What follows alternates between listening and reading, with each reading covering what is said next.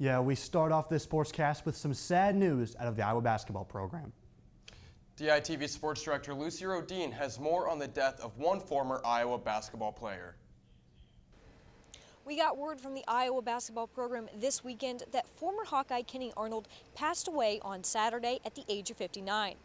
Arnold was part of the 1980 Final Four team and led Iowa to 4 NCAA tournaments while he was a Hawkeye. For the past 30 years, he's battled several health issues, including a brain tumor and several strokes. After his passing, Fran McCaffrey said that Iowa basketball has lost one of the greatest players it's ever seen. Reporting from Carver Hawkeye Arena, Lucy Rodin, DITV Sports. Our hearts go out to the Arnold family and the Iowa basketball community. Moving on, the track and field team traveled to Des Moines this weekend for the 110th annual Drake Relays. The competitive environment was the perfect opportunity for a lot of Hawkeyes to hit personal bests. After setting 3 school records last week, thrower Lulaga Tusaga fell just short in her shot put competition, finishing in second, but took home gold in the discus. And jumper Jay Hunt recorded a career best in his first time competing at Drake. He jumped 6 foot 11.5 inches, which gave him a tie for 4th. The relay team of Grace McCabe, Taylor Acro, Tia Sanders, and Mallory King broke the school's 32-year record in the 4x800 meter relay by 15 seconds to take second in the event.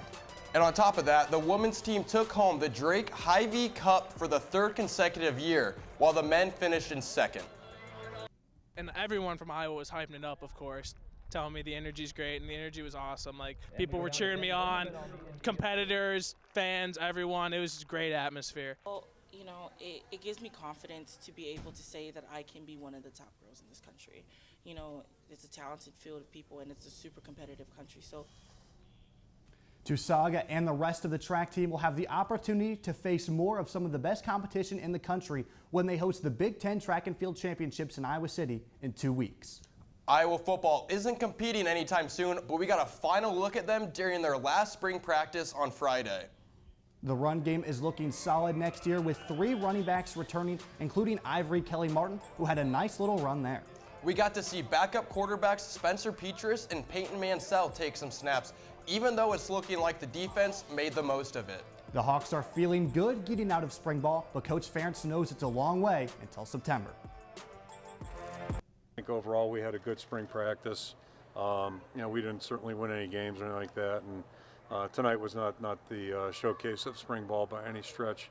Some good efforts out there, some good things going on individually, but you know, to think that we'll win any of our 12 games next year with that energy level is probably not going to be cutting the mustard. So, you know, we still have some work to do, but I think overall, I think we made good progress, saw some good growth individually, and you know, I think we're moving ahead as a football team. So, to us, we don't really feel like pressure. Like, it's just us, you know, getting better each and every day. So, you know, we just coming in here, you know, putting in the work, and, you know, we know that we have to take that step forward. But I want to say is, you know, so much pressure on us. We just coming in here playing ball, you know, knowing that we can help the team out. So we just falling on our abilities to play, go out there, well, coming in here, going to work, and then, you know, putting out on the field what we put in practice. It ain't easy to go through 15 spring ball practices at the University of Iowa.